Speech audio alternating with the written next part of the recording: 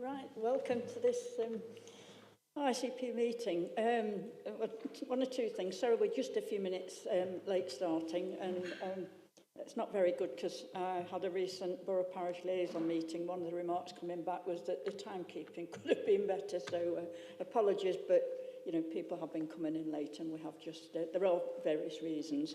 It should be Councillor Martin taking the chair for this meeting. We co-chair and I've done three, and it was the next three were Councillor Martin. Unfortunately, she's got personal reasons that she can't be here today, so I'm afraid you've got me again. And we have got quite a lot of apologies, so we'll do that first, thank you.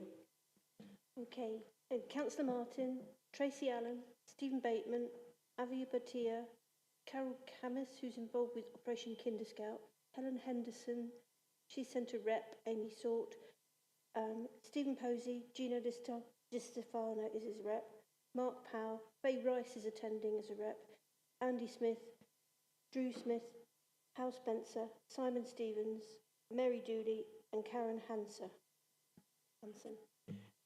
Any others? Yes. Wyn Garnett said that he may not make it today. He wasn't sure who would get in time. Okay.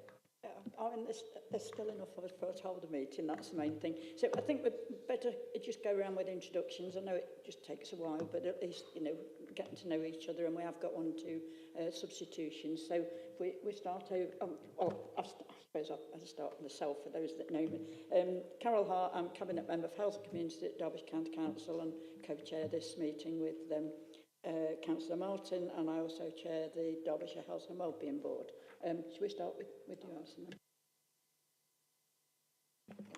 Hi, I'm Alison Wynne, Assistant Director of Public Health and Support, the coordination of the board. Thank you.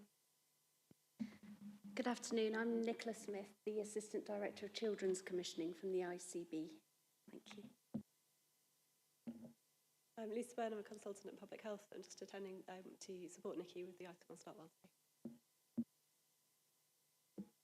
Faye Rice, Managing Director at Derbyshire Healthcare. I'm here for Mark Powell. Councillor Julie Patton, I'm Cabinet Member for Children and Families at Derbyshire County Council. Gino Di Stefano, Director of Strategy, here on behalf of Stephen Posey. Forgive me, UHDB.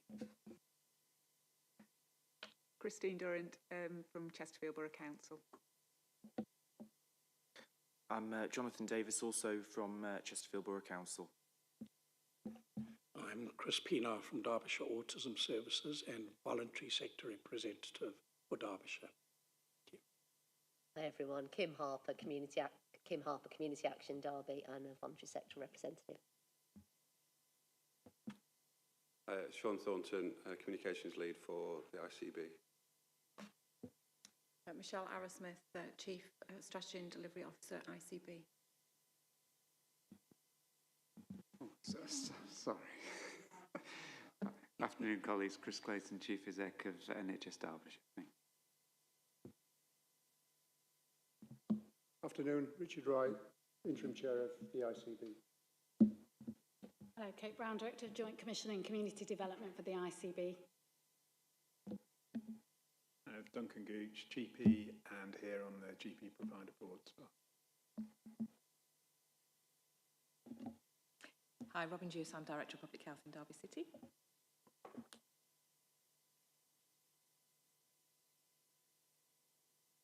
There we go. Ellie Holston, Director of Public Health, Derbyshire County Council. Hi, I'm Chris Weiner, the Chief Medical Officer of the ICB. Lindsay Stevens, Democratic Services Officer for the meeting. Can't leave you out. Right, welcome. It's sort of quite a short agenda, but there's supposed to be, hopefully, a lot of discussion on the items that we've got for you today. So there aren't any late items, so you'll be pleased about that. Declarations of interest? No declarations of interest, thank you. So we just go through the minutes of the last meeting. If there's anything for accuracy, I don't think there are any things to be followed up. They were all agreed at the meeting. So page 1, 2, 3, 4, 5, 6, 7, 8. No queries, so we accept them as a true record. Thank you. So, we've gotten to our two main items, which it does say discussion and decision, and I hope everybody will sort of take part. Sometimes have these presentations and people sit and sort of listen but don't sort of join in, so let's hope we can get some conversations going today. So the first one we're doing is, the theme is Start Well. Now, Andy Smith was going to introduce this, but poor old Andy is not very well. He's another one that's not well, so Robin has finally stepped in just to introduce it, and then Nicola will take over from there. So over to you then. Thank you, Robin.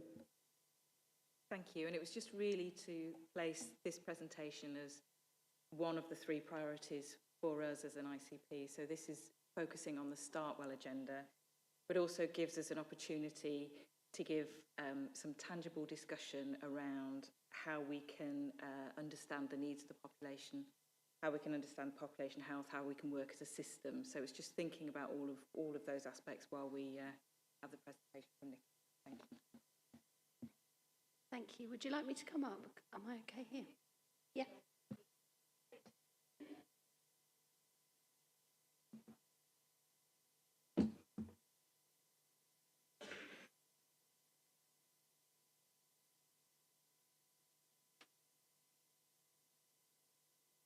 Hi everyone. So I'm Nikki Smith, the Assistant Director of Children's Commissioning at the ICB. I'm also the Deputy Chair of the Children and Young Persons Delivery Board, which is in the Integrated Care System Governance. So I'm just going to talk through a few slides, and as has been said, would welcome discussion at the end. Thank you, Lindsay, sorry. So just to set the context, so the Start Well priority is a key part of the integrated care strategy that's been published, and also our NHS 5-year plan, which has also been published. It sits alongside Stay Well and Age and Die Well, and I'm sure there'll be presentations coming in future meetings around those 2 areas. So just to focus on Start Well today. Thank you. So the outcome of Start Well has been defined through the integrated care strategy around women having a healthy pregnancy, children being safe and well into a nurturing relationship, and you can read the rest of the statement there. I think at this point it's just key to bring in the vision of the Children's Delivery Board, which was being co-produced as well. Which is where the Start Well will be overseen and delivered, and how well that ties in with the ambition of the integrated care strategy. Thank you, Lindsay.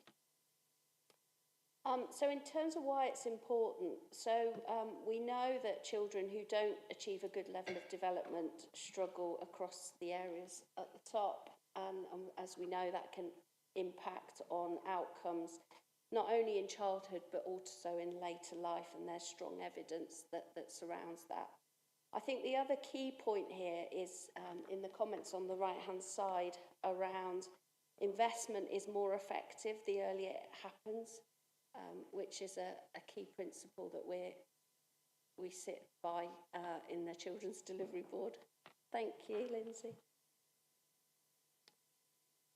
So when we reflect on that, you know, what is it that makes a difference for children and young people? So development is impacted by a range of factors which are modifiable. It relates to their family situation, it relates to the child themselves, and it also relates to the services and support that's available for them to help themselves as a family, but also for the support that we can provide. Thank you. So the Start Well project is centred around the School Readiness Indicator, which is a published national measure for children within the public health profile data. So the top line there in white shows the overall indicator for Derby and Derbyshire for school readiness. So for Derby City, the measure's 62.9%. For Derbyshire, it's 64.4%. And the average in England is 65.2%. So both are performing under that national average. And you've also got a breakdown there across different groups. Thank you, Lindsay. So just to take that a step forward, sitting within the key indicator of school readiness, which you've got at the top there, the top line, 62.9 and the 64.4, there's a whole series of indicators that sit underneath that on the national data across a number of areas. So it's across school, it's across home, it's across the NHS, it's across social care, and it's across public health. And you can see there, the red indicates a worse comparison to the England average. Yellow is that we're very similar, and green is that we're better. So, as you would maybe expect, Derby City are red across a number of those factors. Thank you.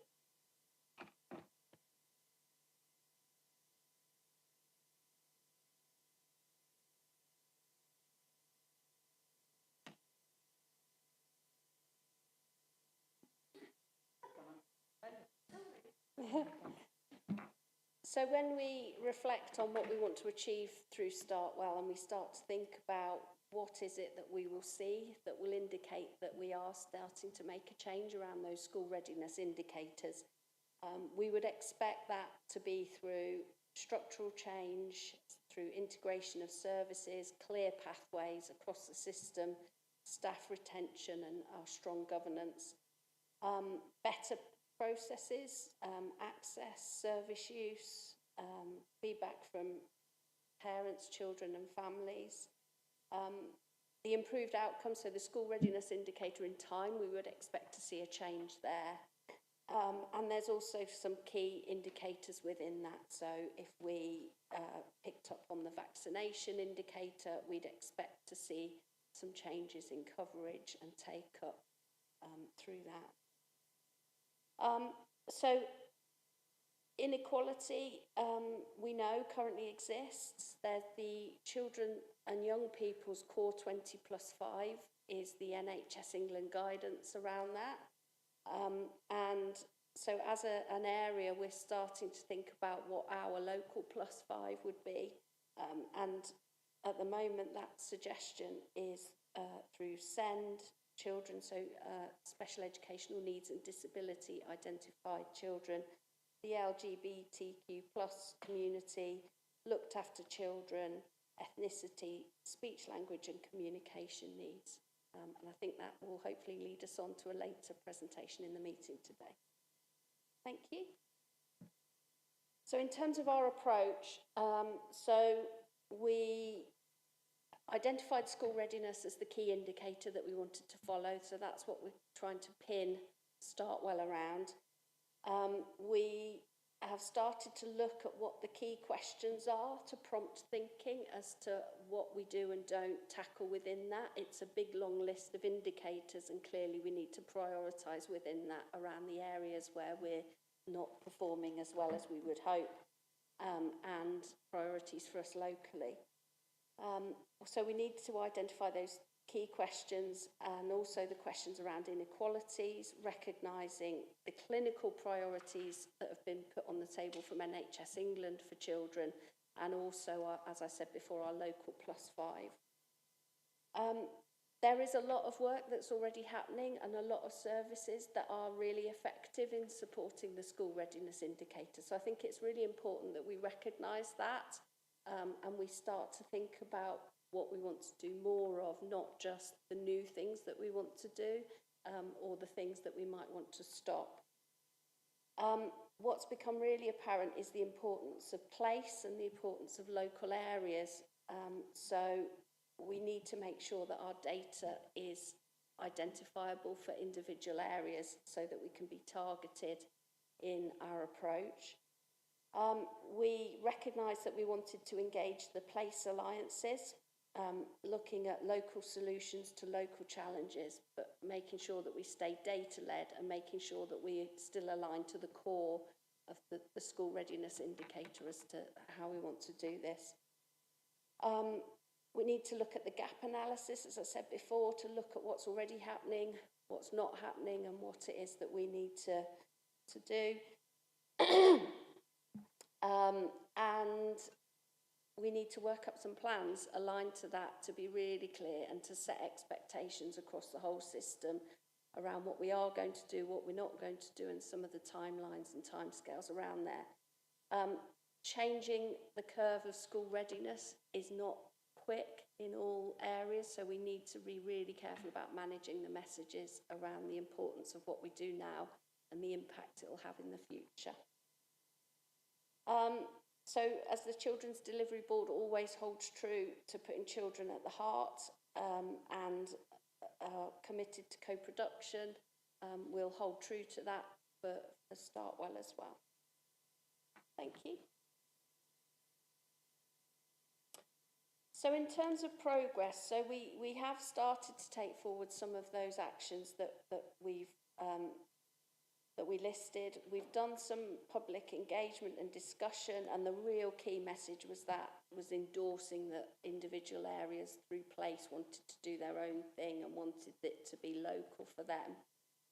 What has become apparent, we thought we could just hop along to the place alliances and all the right people would be in the room, and off we went. But there is a bit of a feeling that their membership isn't aligned to children's expertise. So schools aren't linked in. Many of the professionals are from adult services rather than children's services. So we have had to look at existing other place-based groups to get the support that we need to take this forward. So for Derby City, that's been through the Children, Family and Learners Board. They have indicated some key priorities from the information that we've shared. When we went and spoke to them, they weren't able to take on the delivery, ownership of delivery as we'd hoped. And it's become really clear that more support and direction is needed to drive this forward as a whole system working collaboratively together. Thank you. So that kind of brings us on to the barriers and challenges. As we've said here, if we are going to be successful in delivering the change that we want to in that school readiness indicator, capacity is our biggest challenge. Across change management, leadership, analytical capacity, the local insight and the place-based teams that are going to support us with this. So there's a number of key points that I've put at the bottom there around this, that we have no dedicated Children's Delivery Board programme manager. There's no specific dedicated resource within Joined Up Care Derbyshire to offer programme management support. Data intelligence has been reliant on people's goodwill at the moment. There's no dedicated resource around it. And the communications and engagement support is limited. Thank you. So the asks of today really are across 4 areas. So first of all, I would ask the Integrated Care Partnership to acknowledge the power of getting it right for children and the impact that that can have on their lives and future generations within Derby and Derbyshire. Secondly, to acknowledge that the priorities as a system come from a number of sources. So we are very much defined by what children and families ask us to do, especially where we have weaknesses as a system. The NHS long-term plan is a key driver of our priorities within the NHS. There's also the regional transformation regional team that are driving the speed of that transformation. The need for us to focus on inequalities. We are also subject to SEND requirements and need to deliver the must-dos from there, as well as other boards that drive our priorities. I think the third ask is to give a clear statement to the system that Start Well is a priority for all partners, and some support around where it's positioned when placed against all the other system priorities that we have. And then finally, we acknowledge that there's finite resource, and what we would ask the Integrated Care Partnership to support is the release of resource for Start Well through a focus on efficiencies in system governance and priority setting, which was linked previously. There's very much a feeling that we would like to share information and assurance once, and that we would like boards and committees across the system to trust and to assure each other so that we can maximise the time that we spend on delivering the transformation that's needed. Thank you, Lindsay. I think that was it.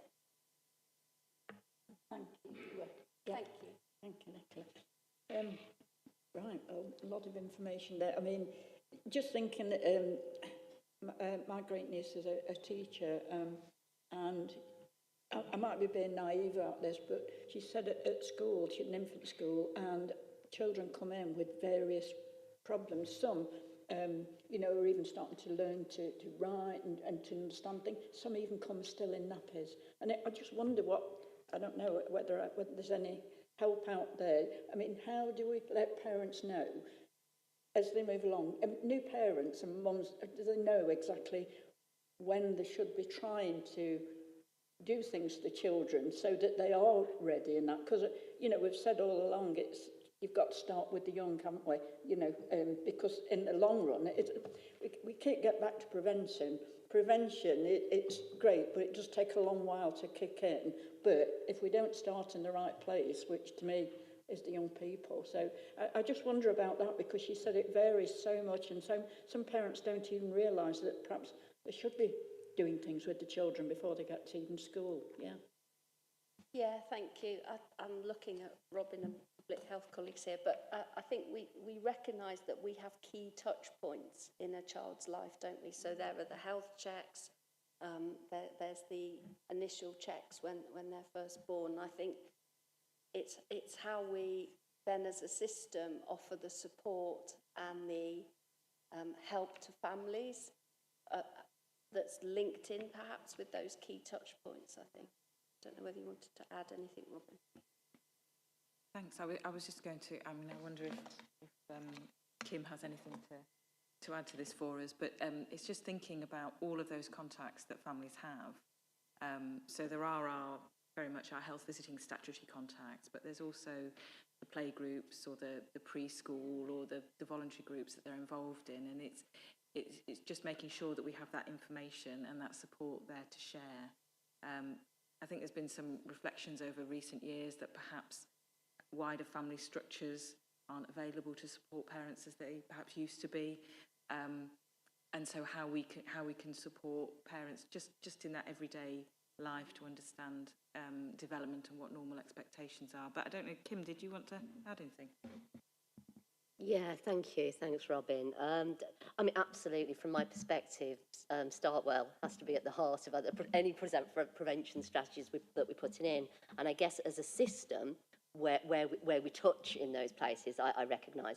I suppose from my perspective, as a voluntary sector, community sector, as community champions and individuals working out in communities, it's really important that when we are having those communications, it is almost the quality conversation piece from a health perspective, that we're empowering and giving the right tools to our community members that are able then to reinforce what we need to reinforce. But fundamentally, we have lots of families recognising cost of living challenge, you know, lots of people are living in insecure housing, and really experiencing challenges in a perspective of the cost of living we've got at the moment, that actually it's much more difficult to support your children. So we've lost a lot of those community spaces. It's actually how we as a system can collaborate in order to make sure the support is there when a family does reach out, or that they don't fall through the net, which is why I think Start Well is so important, and why I guess in Derby we were so keen to set up the Derby Health and Equalities Partnership, which is all about how we work together as a system to make sure that, you know, that support is in place, recognising the challenges around system and resources and so on. So I think probably, Robin, there's like reams that I would want to add. But I guess from my perspective for the system, it's about being really clear about what transformation we want to see, but actually what can we actually do given the resources that we have and how we bring that together. And I think one of the issues that we do have is that we've got lots of strategies. So for instance, there was a DHIP report within the city, which is Derby Health and Equalities Partnership, some time ago. We've got the JSNA as well. So actually we've got lots of documents, and it's how we bring them together from my perspective and make sure we build on the good work we're doing, but then actually don't lose the opportunities to create new things that we should be doing.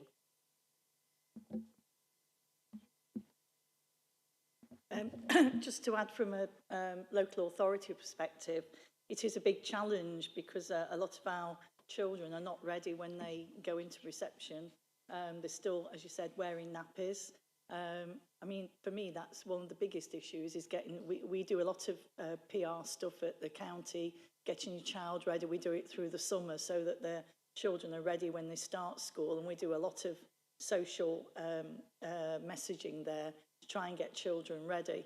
And I think one of the biggest messages, it's cheaper because once you get the kids out of the nappies, you're not paying for expensive nappies. So it's got to be a plus, I would have thought. But it is a big issue because I think times have changed. You know, you'll find that most of the little ones, they're very good at using a handheld device, you know, either a smartphone or my grandchildren certainly are. Little one, he's not even 2 yet. And he certainly knows how to press the buttons and look at his favourite programme. But I think it's quite easy as well that interaction isn't there between parents. It's quite lacking between parent and child. It's easier to put them in front of a screen than to sit and read a book or to go through all the bits and pieces to get them ready for school. So it's a big challenge.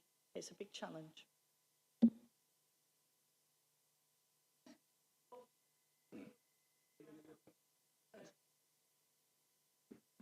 Thank you. Thank you. Yeah, thanks, Nicola. Good presentation. It's interesting. I want to ask you a question, really. Excuse me for this question, Carol. Forgive me. You said about place being important in delivering these services to get the focus, yeah?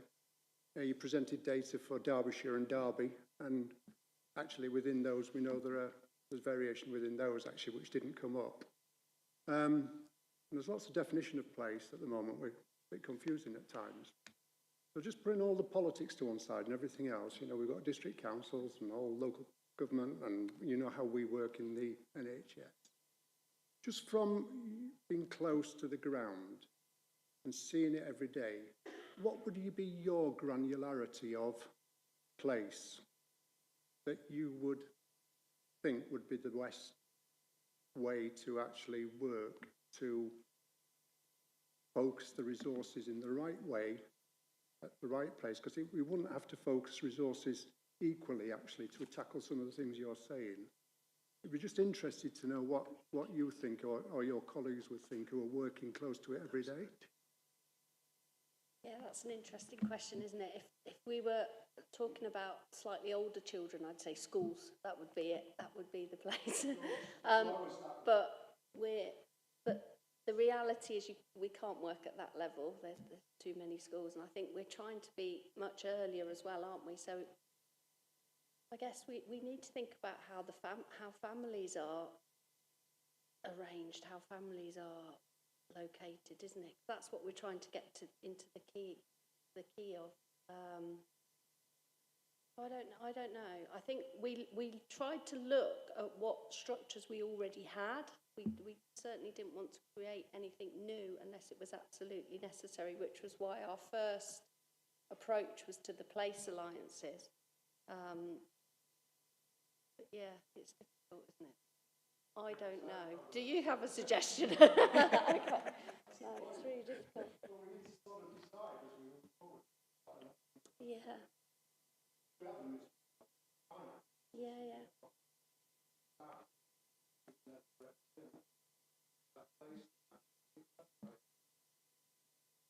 I mean, I think this, we're still, I mean, we're looking at now representation on our Health and Wellbeing Board. Each meeting, we seem to think, well, have we got the right people there? And you're saying that you went to the place, but the people that you thought might be there weren't there.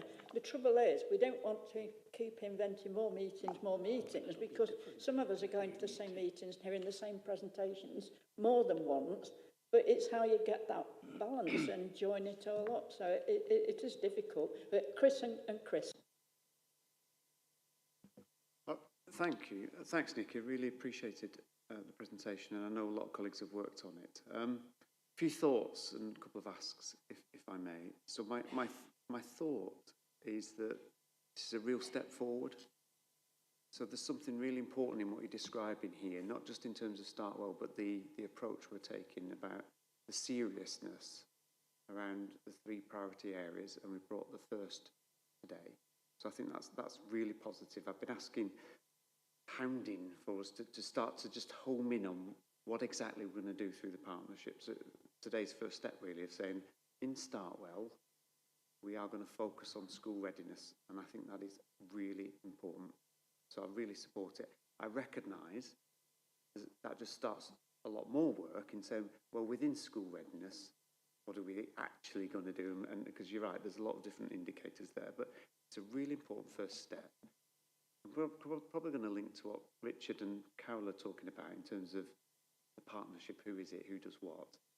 So I think we need to see, and tell me if I'm wrong, I think we need to see what the partner agencies are doing in these spaces statutorily already. So what is it the partners already do individually? Have an assessment around what could be done better by connecting it. Because some of the things the NHS does, it can get on with. Let's be clear on that. But some things we do would be better done in partnership and greater partnership.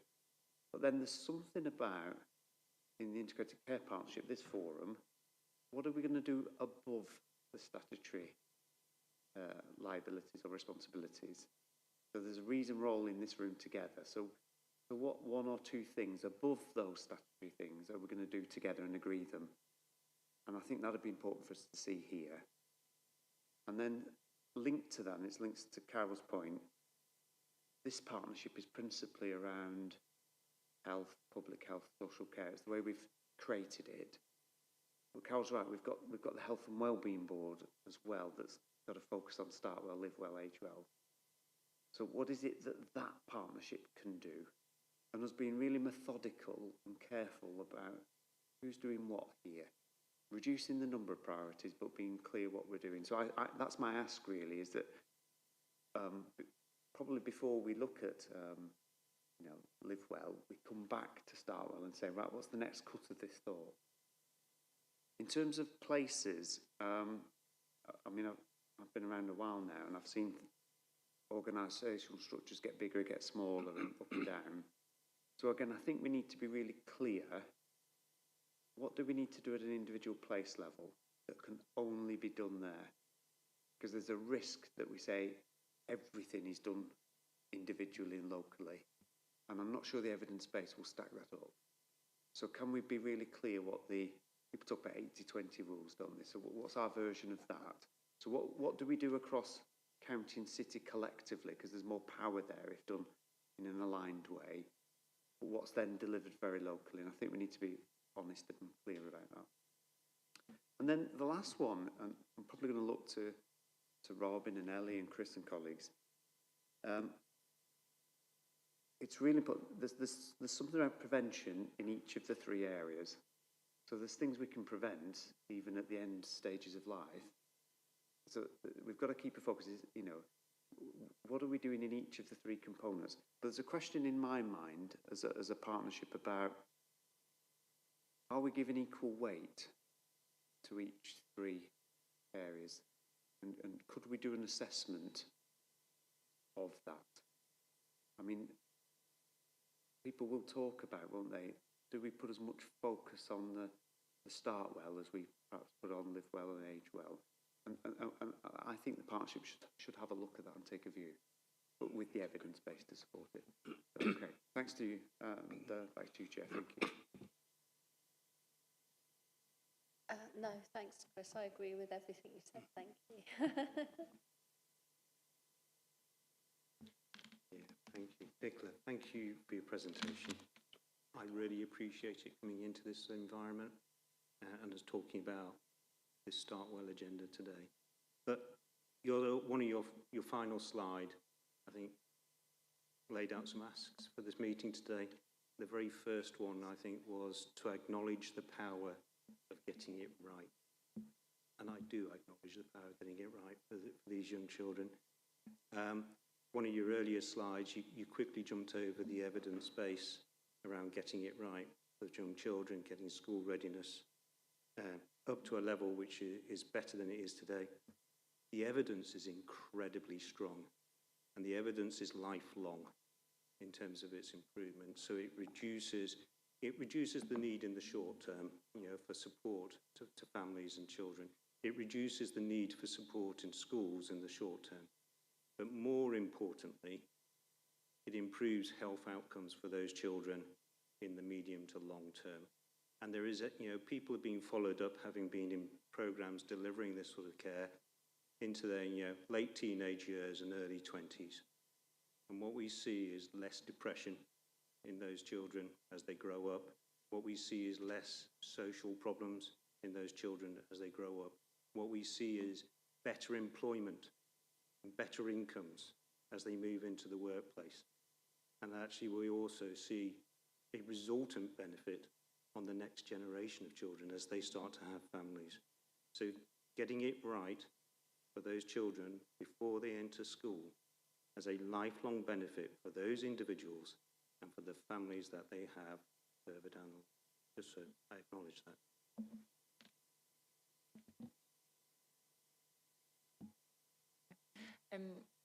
Thanks, Nikki. Just picking up actually on the asks on the final slide, and this might be a bit of a theme for me today about the data bit. And I suppose there's sort of two observations and maybe a bit of an offer in there too. One also picks up on a point that you made, Chris, around there are lots of measures. And I think if we're trying to think that this is an integrated care partnership and the idea is we try to be sort of more than a sum of our parts and we are aware of the reliance on particular partners for their data at the moment, maybe there's something in the next step on that of which of these do we think is our best proxy for delivering the outcomes that we want. So if we think about our outcome as our North Star, we've got all of those metrics underneath it. Which of those do we think link us most clearly to what is our biggest pressure? Which do we think is our best proxy, recognising that we can't focus on all of them, but some of them may be ones that indicate actually where our biggest pressures are, even if it isn't the metric itself, but it's an indicator of where the kind of broader pressures lie. So I think that's maybe something about the next stage of sort of working out those bits. And then in terms of the point around resource release, again, this is a data point, but I think it would be really important for us to think about it beyond it just being data in a static way, and instead thinking about how we use that to generate our insights. I think that also links into the point around place and the level that we want to look at. But again, we as partners, if we all contribute together and get our data to talk to each other, what does that generate in terms of an insight? What does that then tell us about size, scale, what we're trying to work towards? We've got, and I appreciate mine's just from a mental health space at the moment, but we've got a data partner that's been working with us on some population health related stuff actually. I was talking to Robin briefly earlier about it. We've been using it in addictions. But I think they have got a really interesting module around how they look at the way data overlaps and interacts with each other that might be worth trying to plug into your bottom ask. The thing I will say is that is resource, it isn't free, but it's perhaps a start. So as a bit of an offer to link you in with them, that might just help a little bit with what might the next step look like on that bottom one. Yes, thank you. Thanks. No, that would be great. Thank you. Just, I suppose, a few comments on place. From a Chesterfield perspective, we have we call it our Chesterfield system, and I think if we were looking at Startwell, we would probably be looking at our Children's Locality Partnership, which is led by the County Council, but it covers Chesterfield, and we have representatives on there from schools. It's chaired by one of our head teachers. But I think we would also link it very closely to the work that our community development and voluntary sector people do, which is largely through our Health and Wellbeing Partnership. So I think there are clear routes in, I think, if we know what the ask is and how we can help. But I think the Local Place Alliance is probably not where we would see this being led from, because it's so preventative right at the end of the spectrum. And we had a discussion about the Derbyshire Health and Wellbeing strategy that's being developed, and certainly from Chesterfield's perspective, we would like to see a much bigger focus on young people, right from start well, but going up to through teenagers as well. So again, I think for me it's a lot more in the health and wellbeing and children's locality space in terms of how we can really make a difference. I think very quickly on place again, I completely echo what I've heard so far. There's the multiple definitions, the lack of clarity, the sort of almost sense that we're just throwing things into this undefinable place, where we know that there's children's locality partnerships as an example, which might be a better vehicle. So I think there might be work collectively for us to do to better explain, better define, and come up with a more consistent form of language for everybody. The other point I wanted to make was there was that lovely metric slide, which was green and yellow and red.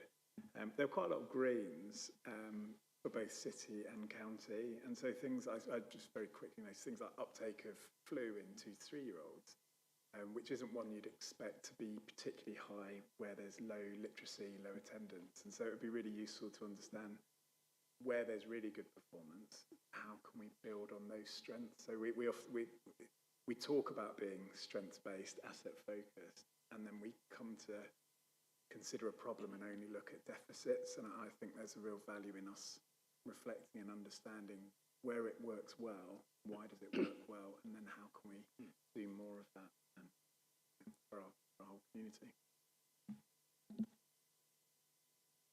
Thank you. I don't know if I've got this on correctly. Is it on? We didn't know if it was functioning. Thank you. So first of all, to just acknowledge the plan, and thank you for that, because obviously it's extremely important that children get the right start, as we've heard evidenced. I think the thing that seems to be missing is the neurodivergent children, although there is reference to communication, and you reference SEND. But because of the hidden nature of neurodivergence and the fact that neurodivergent children are disproportionately disadvantaged in school, despite the good efforts being made, it would be good to see that mentioned. There's also an act on autism, for example, so to have that listed in the list. Place and community, or place, those various points, really good points made.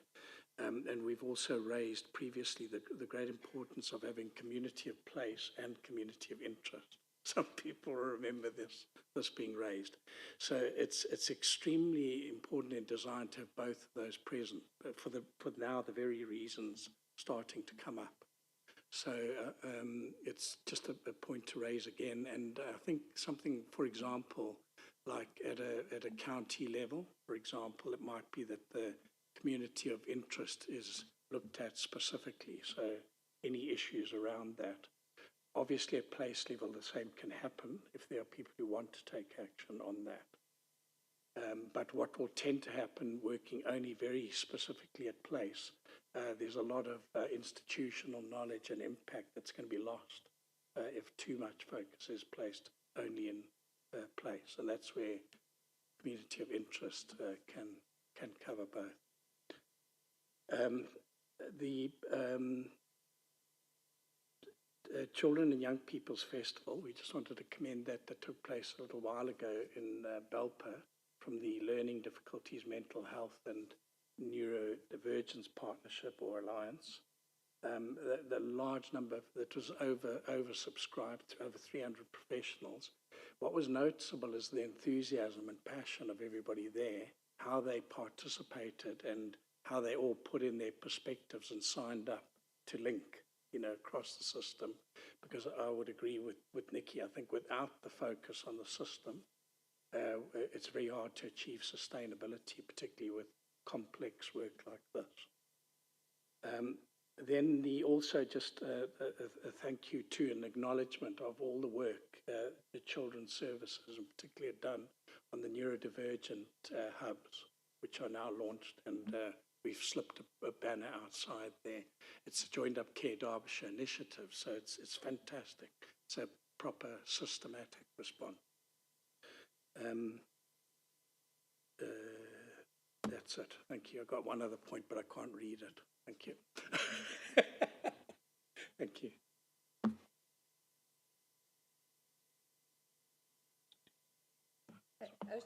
I was just interested, Nikki, because obviously the delivery board existed prior to the integrated care strategy and the focused on Startwell, and I was just wondering how much alignment is there between the direction of travel with Startwell and what was already existing work within the delivery board? Because I know you mentioned kind of the challenging resource and managing that, and I know certainly groups that I've been involved in, I think the challenges that you raise are absolutely reflective of those, and I just wondered what it was like in the real world on a day-to-day level. No, that's fine.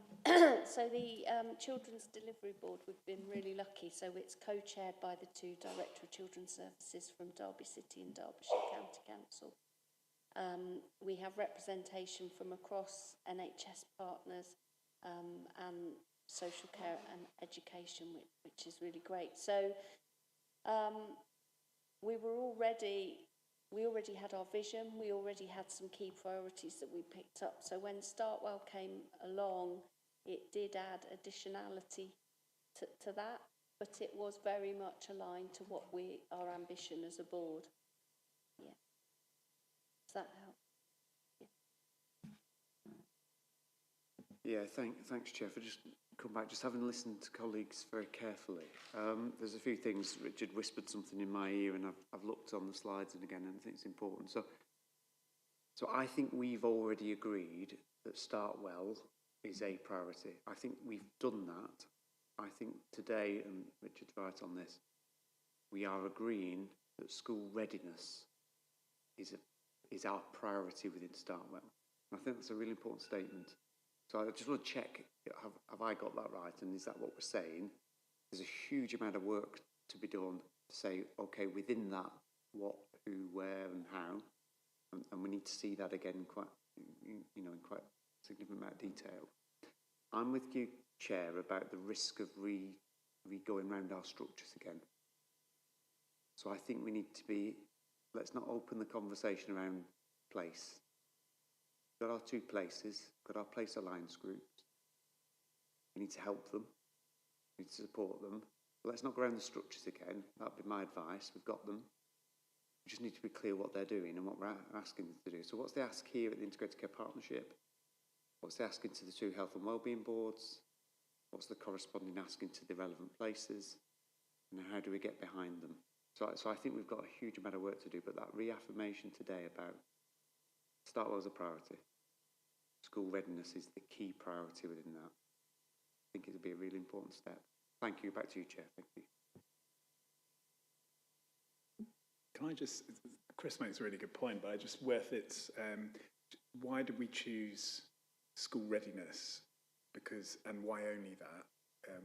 Are there other areas? So just thinking educational attainment at age 16 or progress and continuation into school by 18. So there's several fairly high level things that feel important, but we've picked just the one, which might just narrow the focus and prevent us being able to look through the whole course of a child and their environment.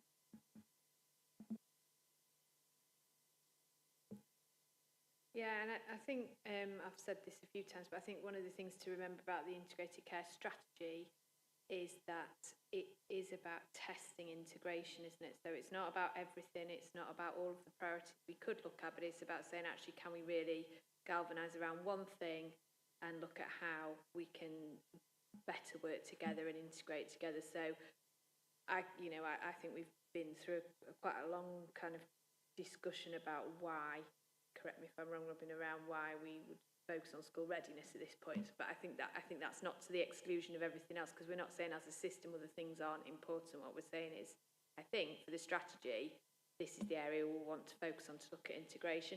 The other point I just wanted to make was, yes, the place alliances are important in this, but there's also the health and wellbeing partnerships across the county that sit alongside, and in some places are one and the same thing as the place alliances, but they are the kind of prevention partnerships, and there's quite a bit of overlap, but I wouldn't want those to be forgotten, because they're our delivery mechanism for the health and wellbeing strategy, and clearly elements of this absolutely sit within that, clearly in that prevention space. My point was building really on Ellie's about the fact of the language around the key area of focus and the key aim about learning from what works. It's picking up Duncan's point really about where are we doing things well, and that's where are we achieving more because we're doing it together, rather than the raft of targets and objectives and priorities that we continue to work on alongside one another, having something to galvanise around. So it's a priority in terms of the focus of learning and what we can achieve, but not at the exclusion of those others. And that was some of the language that we used in the development of the strategy. So it's not about opening up what thing we pick. So that is the thing that's being recommended, but it's as much about the learning of the partnership and the way we work as it is about achieving school readiness. Thank you. Duncan, actually, I think your challenge, it's a really good and important challenge. What I'd say is I wasn't involved in the writing of this paper, but I am very comfortable with an approach which is focused on school readiness. Why am I comfortable with a focus on school readiness? Well, it's because actually it's a wonderful proxy measure for the improvements in school attainment, for exam results, etc. further down the line. Wonderful proxy measure. We know that if you went to school in a good state, in a good state to learn the most in that environment, prepared to learn in that environment, you will do better than a child who's not in such a strong position. So personally, I'm very, very comfortable with the focus on school readiness. I think the other thing you need to remember, though, is it's not a simple thing to deal with. Okay, it is something that actually takes a lot of work to get a child, from those first few days of life to the position where actually they are fully ready for school, fully ready to learn. It's only a few years of time, but there's an awful lot a lot of skills they've got to pick up over those few years in order to be able to enter the school place in a really strong position to learn for the future. Yeah, thanks, Joe. Just building on what Chris and Ellie have said, really, there's always a risk in a presentation like this about how much information you put in it. But I believe that behind the presentation is a huge amount of evidence base. So I think the evidence base is strong from what I've seen around adverse childhood experience and the age by which you need to intervene to change the life course. And I think that would point us towards school readiness and the indicators there. The causes behind those indicators are broad and significant. And I think the evidence base would point us into school readiness based on that alone. So I like Chris, I feel confident in this as being our priority. Ellie's right, it doesn't mean that we stop other things across the life course of childhood and adolescence. It doesn't mean that, but what it says is, where are we going to put additional discretionary efforts across the partnership? And it's the two partnerships. Come back to it's the integrated care partnership around health, public health, social care, and it's the health and wellbeing partnership where we think about education, housing, environment, and so on. And we're just going to be really thoughtful and careful, but move with priority. So I'm fully with that. Duncan's right to challenge. My assumption is the evidence base has took us here. And we just haven't seen all of that in the paper because it would be an enormous paper. But I trust in colleagues that have looked at this on our behalf. Thank you. Back to you, Chair. Thank you. I think to build on what others have said or add to perhaps from a community and voluntary sector, it's really valuable, I think, working as part of an integrated system. I think also it's really important to make sure that we're inclusive of non-statutory service as part of that provision as well, and to recognise that's those community-based services, those voluntary sector services are absolutely going to add value to this. And we need to be able to record, reflect and include that as well. I think the other thing that we need to consider as part of this is that data sharing, and one of the areas that from my perspective we do tend to not do as well as a system is actually share data, and how that happens is going to be really important. We've had various discussions over various times, and I think that's one of the things that from my perspective, and I could be wrong, we've not yet got to that point where we're effectively to the point of the whole system sharing that data, certainly from a voluntary and community sector perspective.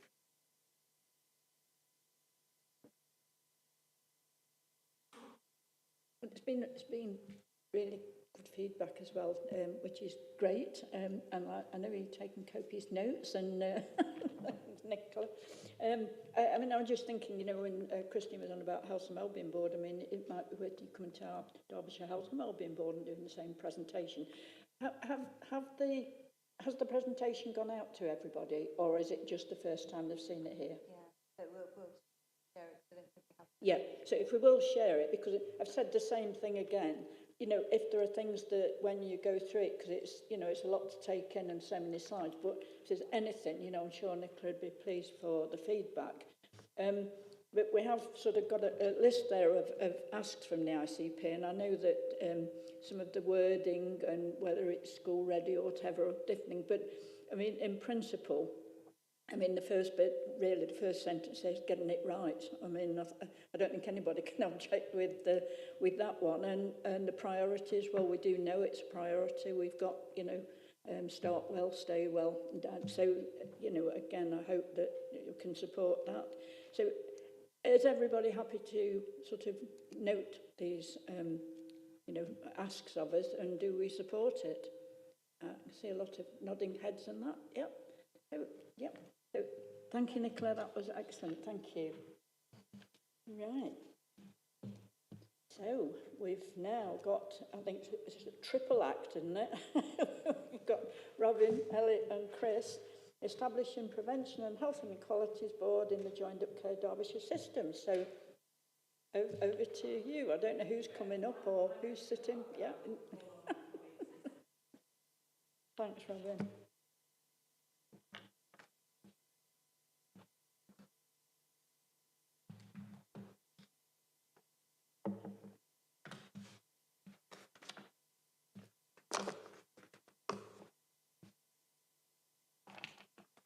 Thank you. So just, if I just come to the recommendations in the paper first, just to focus our thinking for this. So, so the reason that we're bringing this conversation to you today is for you to be informed about the rationale of our discussions around establishing this Prevention and Health Inequalities Board, to approve its establishment and to agree to receive regular future reports. So just before we start, that's why we're here today. And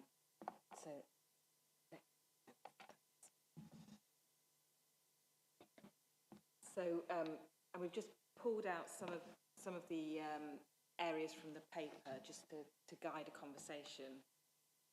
So just to think around, the purpose of the integrated care system is to deliver against our 4 aims, and really key within those aims, not only the improving the outcomes, but tackling inequalities in outcomes, experience and access. So thinking around how we can best achieve that, and obviously within that, focusing on prevention as being a key way of improving our population health outcomes. The next. And why, and I'm sure I'm preaching to the converted, but we do know that that this improving prevention, early intervention and tackling inequalities, it runs through our integrated care strategy, that it's really central to all of our plans and our statutory duties, and is also, I think, from our perspective, certainly within public health, it feels a little bit like common sense in order that actually we need to do this in order to improve the health of our population. Next slide. And just when we're thinking around prevention, we need to take a broad view of that prevention. So it's actually at every stage of an individual's life. Clearly, prevention and primary prevention in early childhood is incredibly effective at improving the life chances of that child. But actually, there's opportunities for everybody at every point within the life course to intervene with prevention activities, and also through all of that life course to consider the health inequalities in those prevention activities as well. And when we think around health inequalities, I think this diagram is really, really helpful. There's a definition of health inequalities which is around unfair and avoidable differences in health. And I think we just need to think about that. This is avoidable, so there's something we can do about it. And it is inherently unfair that some people are born and grow up in a situation where their health outcomes will be different just from those, the environment and situations within which they grow. And when we think about the areas that have that impact on health inequalities, we see that socioeconomic deprivation is an absolute key to this. But we can also see that there's a layering of other factors as well. And sometimes those things come together or are tied together. So there we've got the protected characteristics, and it's just to think about actually with disability particularly, disability can drive socioeconomic deprivation. And so you can end up with the multiplicative, if I can say that word, additive, I'll say additive, I'm not sure if it's additive or, but those two things together driving health inequalities. And then particularly as well, and I'm sure county colleagues would have a great deal to add around the impact on geography. And that's not just geography as a place, but it's also rurality, distance, availability of services. And then finally there is the inclusion, health and vulnerable groups. Thinking about particular groups may also suffer from all of those other characteristics, but the membership of particular groups, and there we're thinking about those experiencing homelessness, those particularly from Gypsy, Roma and traveller communities.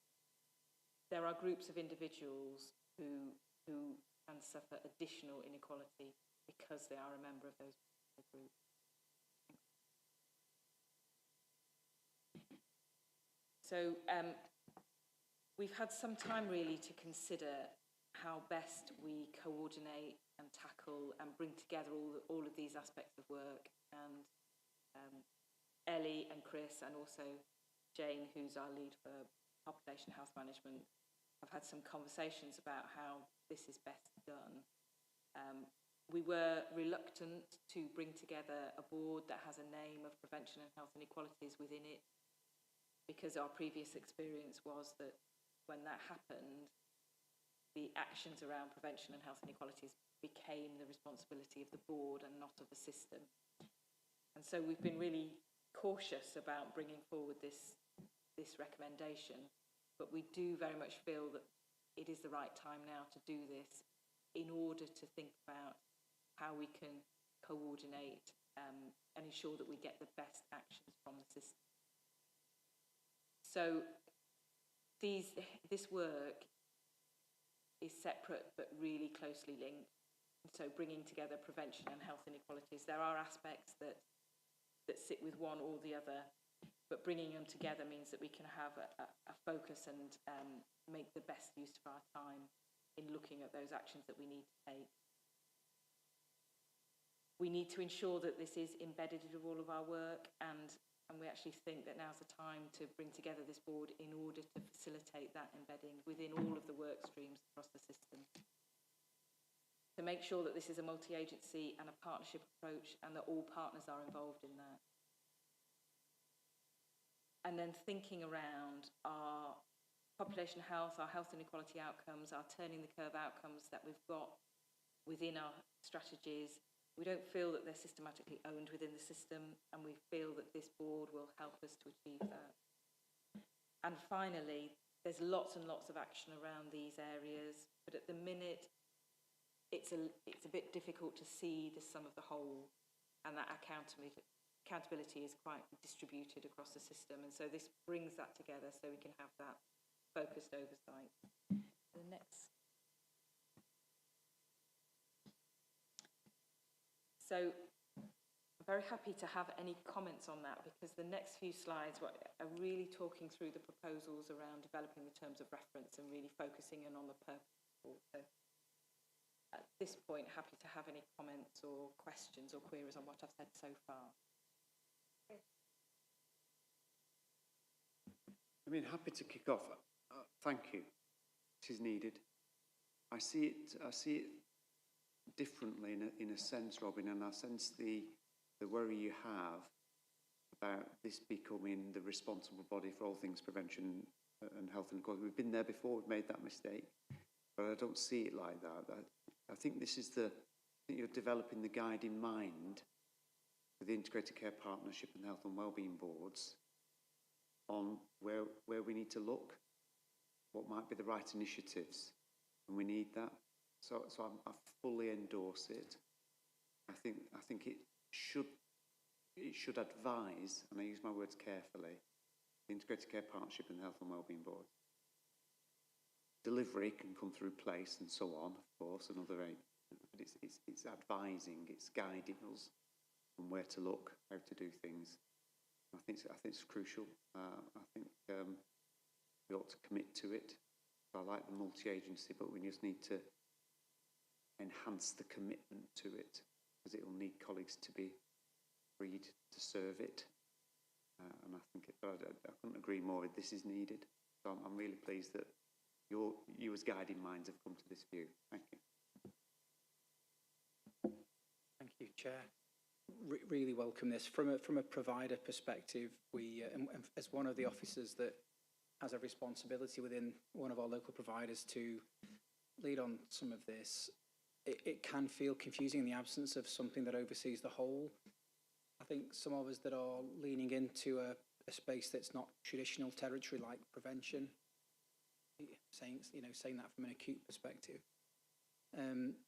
we're all guilty of using some of the phrases interchangeably.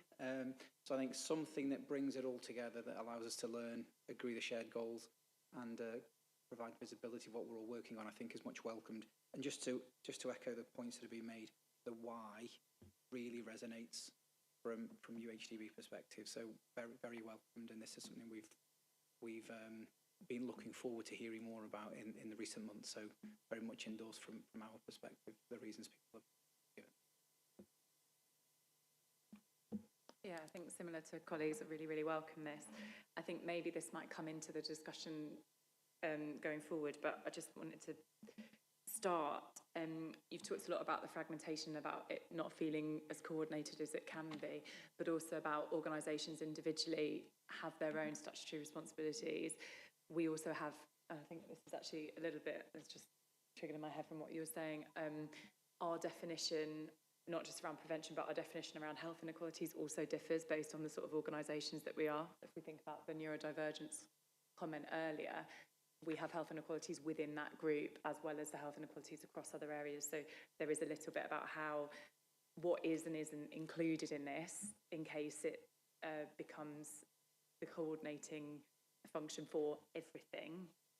I think also if we're proposing a new meeting, I know you've got some proposed governance arrangements in there, but other governance arrangements within partners and providers will also exist. And I think there's something about how we make sure we aren't just setting up another separate siloed conversation, how we properly link those in and make those talk to each other, because I know that we've got a lot of work going on around health inequalities that has been great, lots of great data. I think you're linked into it, Chris. And I would love that to get to here, but I don't then want to lose traction in my own organisation to drive things forward. So there's maybe that will come, but I suppose I just wanted to put that as a flag, perhaps for your later presentation on how do we make sure that we aren't creating another silo when we're trying to create a coordinator, if that makes sense. Yeah, again, really, really welcome this. I think it's really important, and I understand why we haven't done it until now. But I think at early doors I was concerned that if we didn't do it, that we wouldn't treat it as a priority across the board. So from my perspective, really welcome it. I guess for me it's about the actions from the system and how we're going. Yeah, I'm sorry, I've forgotten your name. Yeah, completely echo your point. I think it's how. And it's also, again, from my perspective, how we ensure that the voluntary and community sector and the work that we're already doing with public health and with our own local systems or systems of interest are fed into that, I think is going to be really pivotal in terms of making this successful. So would be really keen to be part of that process.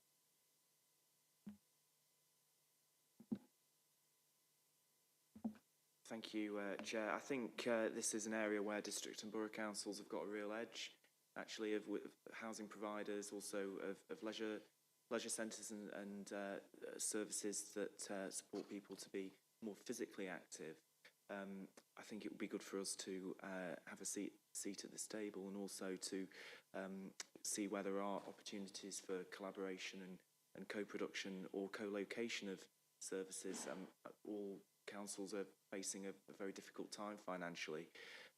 And if there is space in some of our facilities where we do provide leisure for some providers of either primary care or secondary care or other aspects of healthcare to come in and join with us in that space, it helps us make both of our services more sustainable, and also breaks down some of the barriers for people to making that behaviour change around being more active. They have to visit our services to access your services. So I do welcome this, like colleagues have said. Sorry to take up so much airspace. I just want to come back really on what Faye's said, because it's wise counsel about us being really clear what we're talking about here. So let me just test a thought. This is the guide in mind for the Integrated Care Partnership and therefore the Integrated Care Strategy. This will be the guide in mind for the Health and Wellbeing Board strategies, what we address from the Joint Strategic Needs Assessments that we all agree to co-create. That will then inform, from an NHS perspective, the Integrated Care Board's plans, which will inform what we need our health service providers to review. So this is a very strategic group, in my mind, that is going to advise both key strategies, the two key strategies that will determine what we do as sectors, because that's the flow. We respond to the Integrated Care Strategy. The 5-year plan of the NHS will follow that. We respond to Health and Wellbeing Board strategies. This is a very strategic thought leadership group on our collective behalves about what we're going to target. That doesn't mean, you know, we have to switch this off or switch that off. It means it coordinates what the other groups do, it advises and it guides. And that's where I think it sits, and please tell me if I'm wrong, but so we shouldn't have, you know, different groups doing different things. It should all be coordinated. And it doesn't mean that, for example, UHDB or Derbyshire Healthcare were saying, don't do this element of prevention, because prevention is as important in your work as it is in, you know, general practice or anywhere else in the system. Let's coordinate it, let's guide it, and let's be aligned. So that's where I'm seeing it, Robin, Chris and Ellie. Please shout out if I've got it wrong, but I see this of vast strategic importance. It is a gap, and it takes it from a few individuals to a function, and I think that's really important. Thank you. Sorry, can I just follow on from that? Because I understand what you're saying, but yeah, and we are doing health prevention all over the place, aren't we? Across Derby and Derbyshire, wherever it's in the NHS or the local authorities, and your point about physical activity is a really good one, by the way. So we're all investing in different areas. Is this group going to sort of keep a watching brief on value for money? We're getting the best out of all that money that we're investing, if you understand me. Because that's a really important thing when you've got limited, you've got finite resource, and I'm just wondering, where will that be done? Because I think that's it is quite dispersed just from listening to the conversation here. People are doing things. You're going to sort of take an overall in, or this group, sorry, not you, Robin, is going to take it might be you, is going to take a sort of a watching brief on it. So who's going to give advice on that we're actually getting the right return from the resources we're putting into it? So I think I'm looking at my colleagues' support on this. I think that's a really interesting question, and then I also question the skills and the people then on the group, because if we were going to be doing that, I think there'd be some particular, I mean, there's a general view, isn't there, around evidence-based activities, but value for money would be taking a step further. I don't feel skilled to do that. I don't know about anybody. Chris, can I just follow on from that then? Because I think it is important, only because I'm finding that the hardest question to answer is not where to put resources, where you don't put resource because you put it somewhere else. And that value for money is very big in that. So I do see this as a high-level strategic guiding. Brain did you use, or mind? Mind, Chris, was the word you used, the system. And actually, I think everybody who's sat in on the conversations is very, very comfortable with, the view of we take an evidence-based approach. And actually, that value for money question, I think, is linked into where do we have the evidence of what works and what is effective. So actually, I think, although it feels like a big step to move into value for money discussions, actually it's not such a big step, because where we've got strong evidence that making that an intervention works, and when we compare that to another area, potential intervention where we don't have strong evidence that it works, it becomes a very simple conversation about where we invest our time and effort, or should invest our time and effort. I think the other thing is, it is important to recognise that there are some things which we can do which probably don't require huge amounts of financial investment. We can drive dramatic change in health outcomes through approaches which actually do not require us to invest heavily in a particular service or particular approach. And some people in this room will have heard me quote an anecdote. I so hope that I've got the people right in terms of who were involved in this anecdote. But a few years ago, I was driving into Birmingham one morning, and I think it was Professor Michael Marmot on the radio talking to John Humphreys at the time, and I hope I've got those names right. So Professor Michael Marmot was talking about health inequalities, how to address health inequalities. And right at the end of the interview, John Humphreys asked Professor Marmot, so if there's one thing you could do that could make a big difference to health inequalities in the community, what would you do? Quick as a flash, Michael Marmot came back and said, I would ask parents to read a bedtime story to their child every night. So I think there are things. Yeah. So I think there are things where we can sit and say, look, value for money wise, actually, it's not a lot of money to place that ask into our communities, into our families. So those are easy things that we can do. For the more complicated things, I think we've got a number of areas of work where we've got really strong evidence that it's effective, and that's where we start. Okay. Thank you, Chair. So I just wanted to kind of make the point that we're not starting from a blank sheet of paper with this. So, you know, we've got the core 20+5 frameworks around health inequalities, we've got the NHS prevention programme, we've got our strategy. So we've set out a number of things that we want to do, or we're committed to do, or we've been asked to do specifically. And we don't really have coordination around those things. So anybody who's involved in reporting back on what we're doing as a system to NHS England, or to those who might ask us about what we're doing, will know that it's a scrabble around to try and pull everything together, because it is all in different places. So it's not to say there's not things going on, but there's an element of being able to have a clear oversight of what's going on around some of those agendas that are already determined in terms of what we need to do. So I think that's one point. And I just wanted to bring it alive with a bit of an example that came from the conversation that we had yesterday in the PHM steering group around Stay Well, which is the next element of the integrated care strategy that we're going to look at in our next integrated care partnership meeting in terms of what we're doing.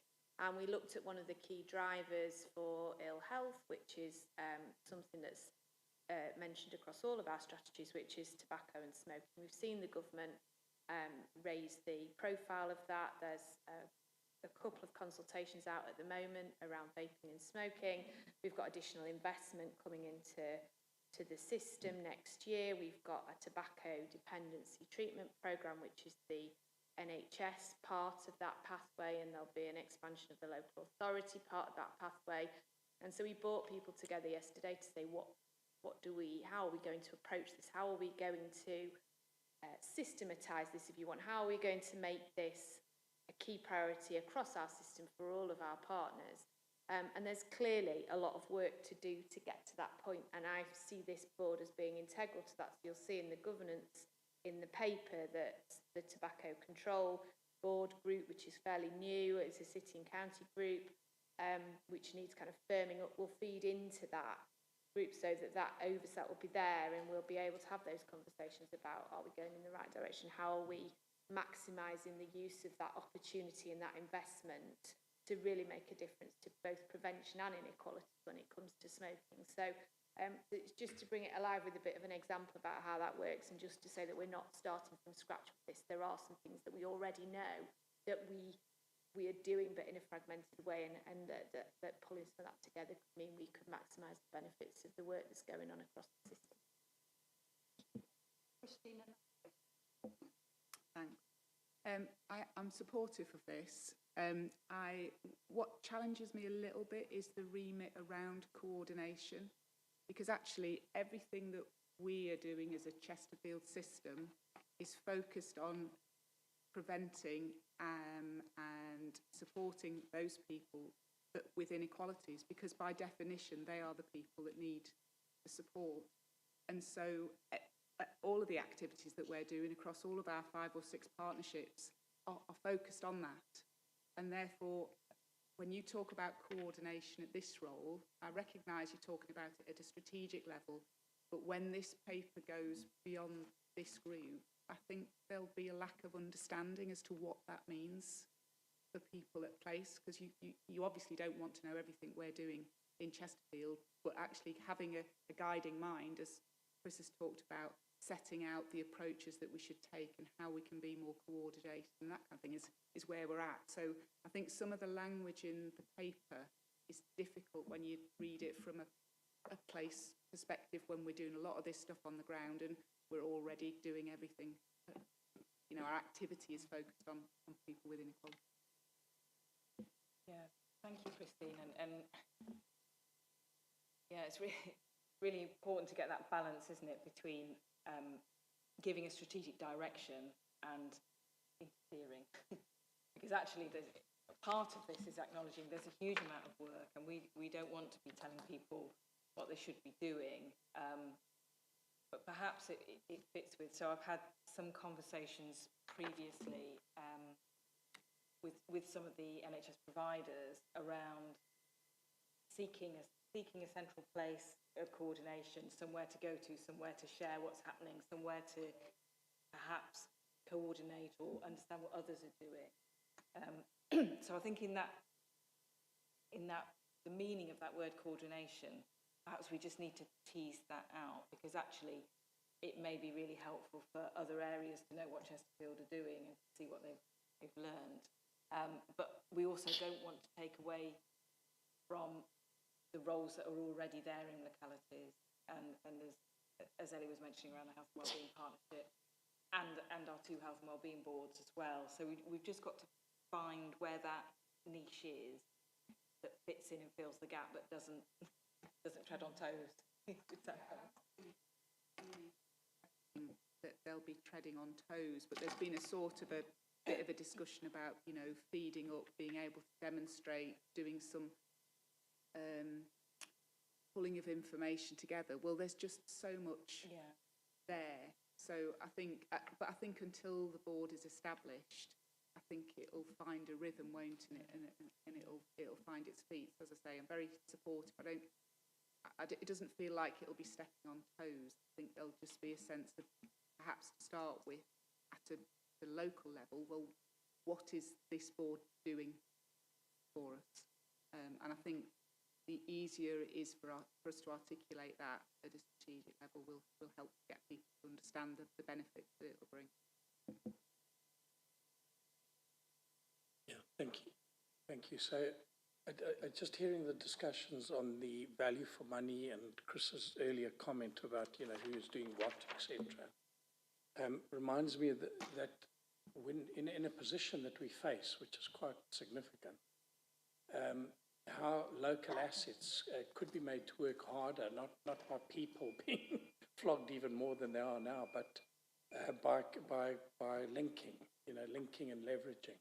So these are local economic development principles, which often we don't take a look at, and yet they are designed for this sort of situation to grow local economies, for example. So, for example, just by adding some discipline to procurement budgets through local multiplier 3 or LM3 tools, you can increase the value to the local economy, which is Derbyshire, by up to 3 times, just by policy. So then the second thing is the way in which those assets are linked. So the existing assets that are already delivering, who is delivering, what is there already, and how just with a small investment could that be actually delivering disproportionately more. And just by being linked, an example in these neuro hubs of children, just through the links with the NHS, the VCSE, the knowledge base can increase significantly, and that's going to be dispensed at grassroots level. You know, this is very significant, and the opportunities that are here. So I suppose, in summary, taking a look at some local economic development practice in line with what's been said here, I think would be very good. Thank you.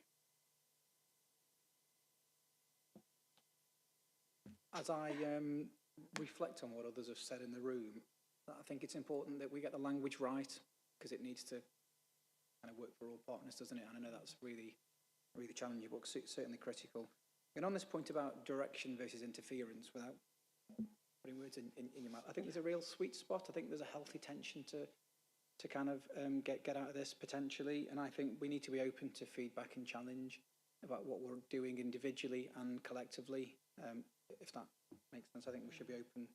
I think humility is important in there. We might be doing stuff that just isn't adding value to the point that we've heard.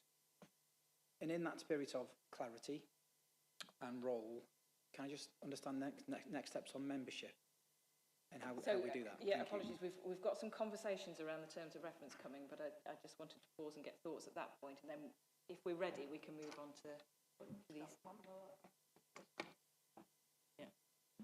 Thank you, Chair. So I just wanted to thank Christine for her comments, really. I think they're really useful. It was a really useful observation, really useful insight. I'm sure that we can shape the language so that actually it is easier for everybody to be able to feel comfortable with what we're planning on doing within this new meeting.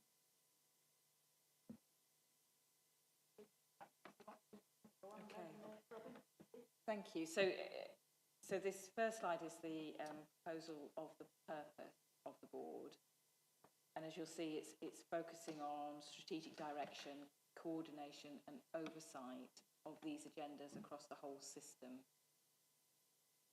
And particularly thinking about initiatives and programmes of work to improve prevention and reduce health inequalities locally, and particularly where they align with national programmes. So there are some particular national prevention programmes that we need to be cited on.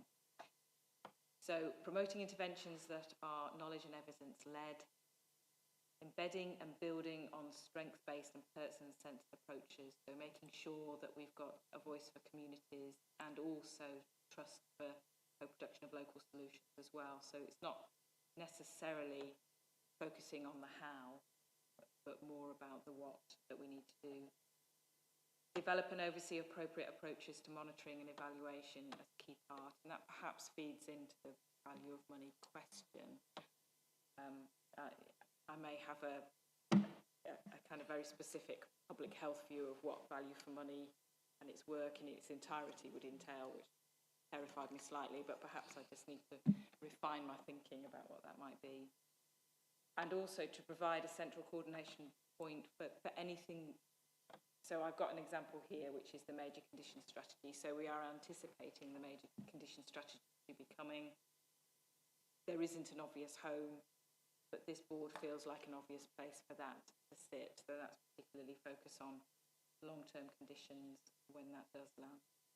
So that would be examples of the purpose. I'm very happy to have any comments.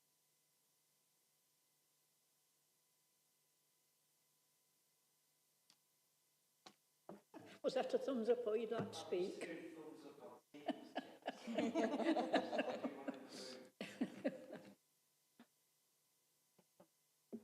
I really like this, and I think it's going to be really helpful from a general practice perspective, because there's so many different pockets of this work, and so that description of fragmentation, and then I really like your description of the risk of it, thinking, oh, we can chuck everything at it, and then it becomes responsible for the doing as well. Just looking at all of those, it was point 4 that I'm just slightly nervous that could be read as a you're telling how to do,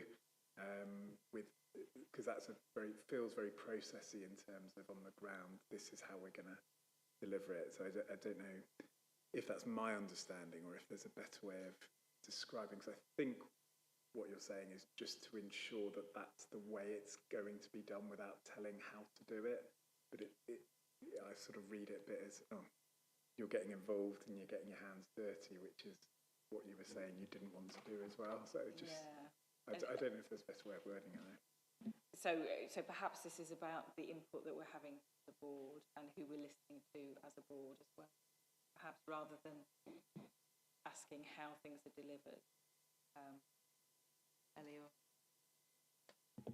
I think so, and also I was just thinking it's also about, so the building on is about sharing those pockets, those fragmented, where there is good practice, where there is good things going on, is to make that visible to the wider system. I think that's what that's getting at. So probably, we could look at the wording of that when we come to do the terms of reference, but I think that's part of what that's getting at. So there's 2 elements, aren't there? There's the principles through which we might want to see this work delivered, or the consideration of those principles when designing interventions around prevention or reducing health inequalities, but also that ability to kind of encourage upscaling or sharing of best practice or practice across the system in ways that probably aren't happening at the moment, at least not systematically.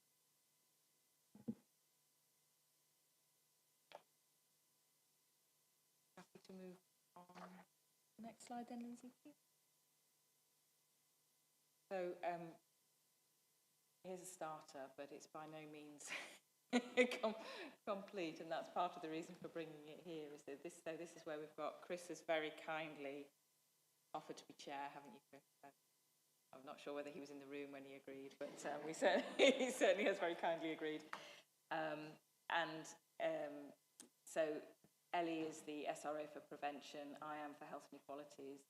And then Jane Needham from DCHS is the SRO for population health management. So that would be the vice chair membership.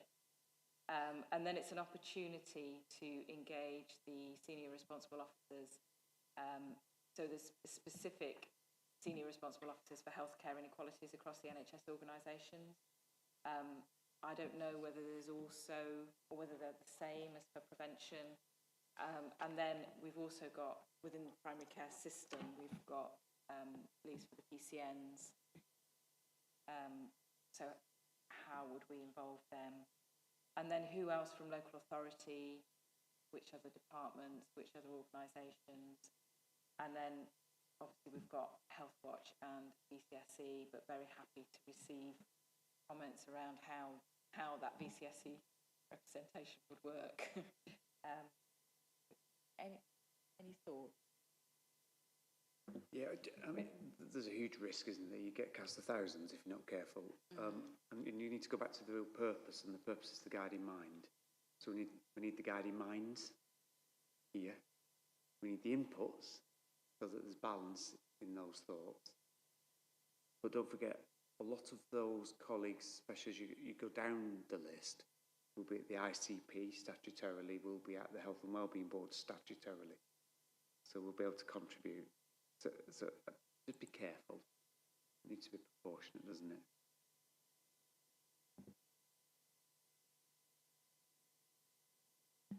I was thinking when we were having the discussions, there was quite a bit of talk about how it might then be turned into actions, and PLACE being one of the delivery vehicles. So I know there's lots of partners and members of PLACE, but I think we need to give some thought to that interface and how that works, and whether it might be that just how there is communication between the integrated PLACE exec, which is where I guess there'd be that coordination, and if that isn't picked up by the existing membership, whether you'd want to add somebody in to provide that link. But it's not about adding people in for the sake of it, but just ensuring that there's that flow of information and ability to test, thinking about what could and couldn't be done through the mechanisms we've got. It feels like that would be quite important, especially early on.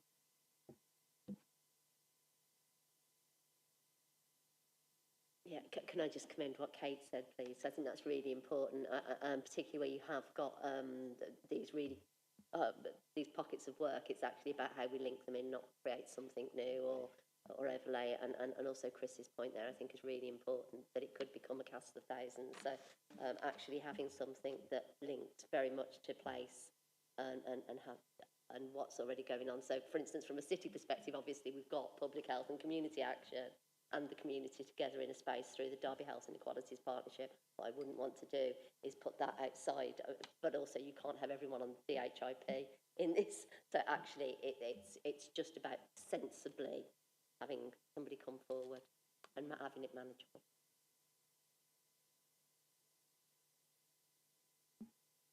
I'm quite happy to work with you around the primary care bit. So this is an offer. I was hoping you. I don't reckon it's the inequalities lead from each PCN. I don't think it's that. So because I think, as Chris said, there'd be too many people. If we go back to the purpose, it was making sure that people's voices were heard. And I don't see particularly where people's voices are heard within that membership. So I think it's, if we've stated that as a purpose, then we probably need to ensure that the membership includes that somehow, and that might be with elected representatives. I don't quite know what the mechanism is there, but it would seem for us to deliver our purpose, we probably need to have a membership that allows us to do that.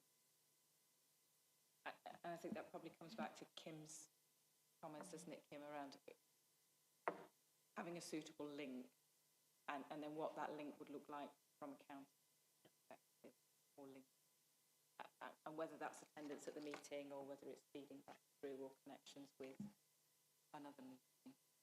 Robin, could I come back in there? Because actually I think it's about when we go along and we're part of these boards, for me it's having a responsibility to feed into, but also to feed back.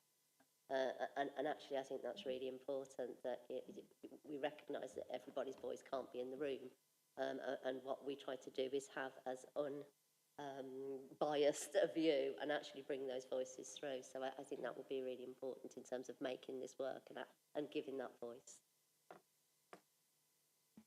Yeah, I guess I just really support that approach. I think there's probably something about, as you get going, you'll realise the gaps. So this being a bit of a start of 10, but knowing that you'll probably have your first session and go, oh my goodness, we've missed out this and need to include that.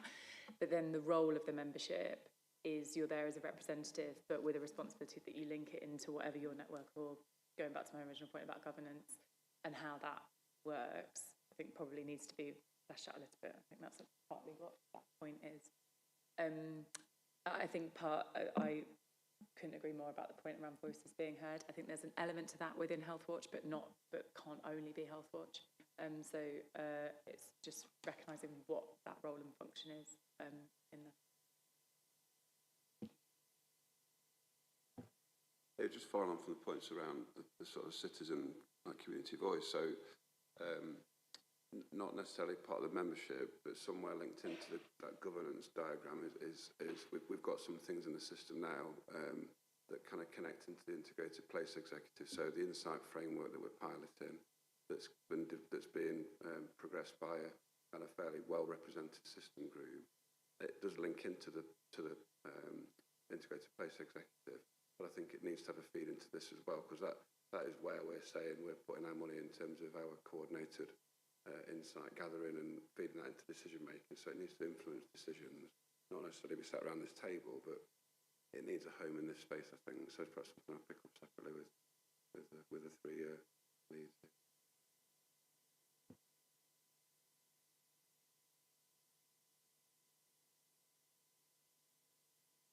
Can I just ask colleagues to be really, really ruthless in thinking this through? Just listening to the conversation, there's huge risk of fear of missing out. And I think you as the guiding leaders of this need to be ruthless about the purpose, the intent, who you need there to deliver that. And then the organisations need to help you with that and make sure that people are freed up to do it. So I probably want to defer to you and say, you know what the task is, who do you need to do the task? And organisations not be precious. You're not in this forum because you are connected. This is advice and guidance. Decision making happens elsewhere. And there's a fear of missing out if not careful. So be ruthless. Thank you.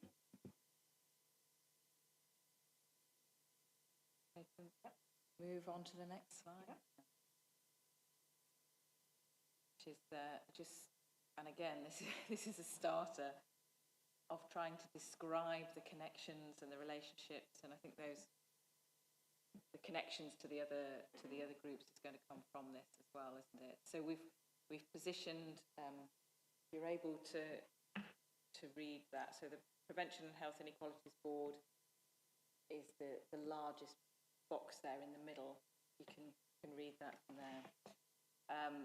So we've got it reporting to the Integrated Care Partnership, but having a relationship with the Health and Wellbeing Boards also, and importantly a relation to the Health Protection Board, which we haven't mentioned today, but is a city and county board.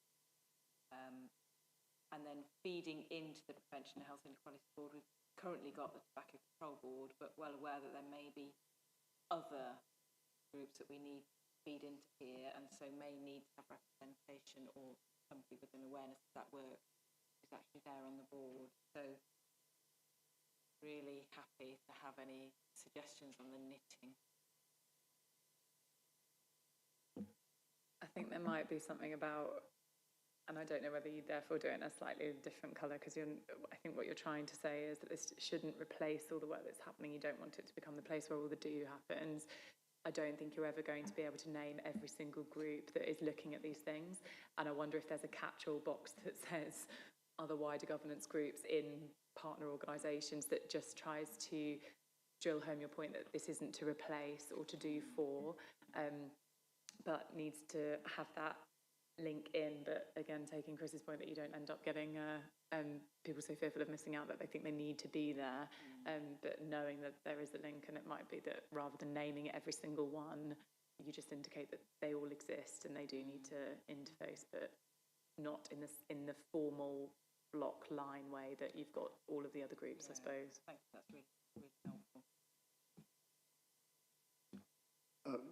Robin, really, and Chris and Ellen, really like it. Could we just have a conversation around the link to the NHS? Because I'm not sure it's quite right there. There's something about, I fully support everything apart from the left-hand side. I think there's something about the NHS linking to the Integrated Care Partnership, and that's how we were guided. But let's have a think about it. and probably how it's the same question really. How does it link to the local authorities as statutory organisations? The NHS is probably the same in the sense it links through the Integrated Care Partnership and the Health and Wellbeing Boards, and we feed from those, as opposed to it going directly to delivery boards, which are sort of NHS-y constructs.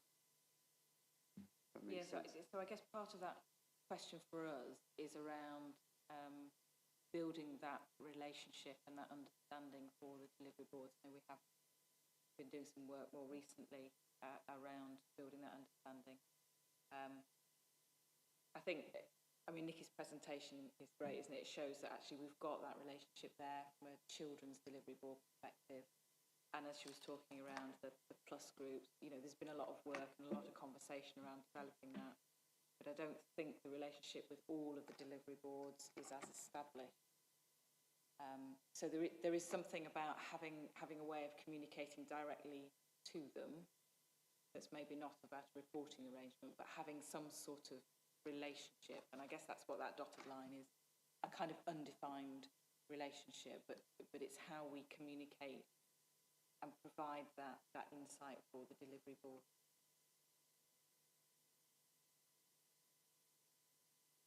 Don't have an answer.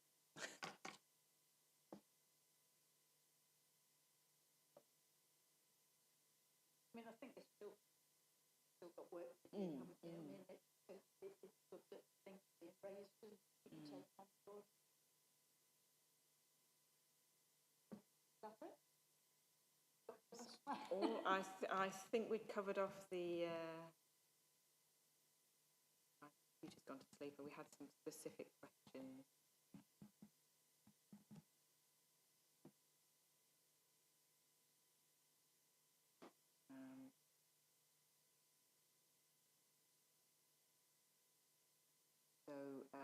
Yes, noting the rationale, approving the establishment, and to receive regular future reports. Yeah, I've seen the recommendations. I think some of the things that have still got to be worked on, but the principle, you're all happy with the recommendation. Right. We can bring the final terms of reference back next time if that would be helpful.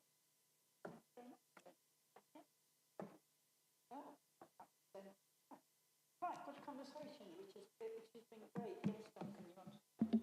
I was just going to say, when's the first meeting planned for? There's nothing like a deadline to get something moving, so that'd be quite useful to know sort of the timeline for when it's coming back. And whilst I say it sarcastically, I think there is value in saying, right, if we think this is important, which I think we do, when are we doing it? Let's put a timeline on it. That's all. Shall we just say something about that? I think we should probably try and have, we do have what we call we loosely call it a prevention and inequalities group, don't we, at the moment, that's just the four of us. But we could certainly start to change that into this, and I think we would have a first meeting before so we'd have to have the terms of reference through that group in order to bring them back here for December, wouldn't we? So yes, so you can expect an invite in November, I would say. Okay, well, with that, I'll draw the meeting to a close. Thank you for attendance and close the meeting. And hopefully I'll be sitting out there next time, but you never know.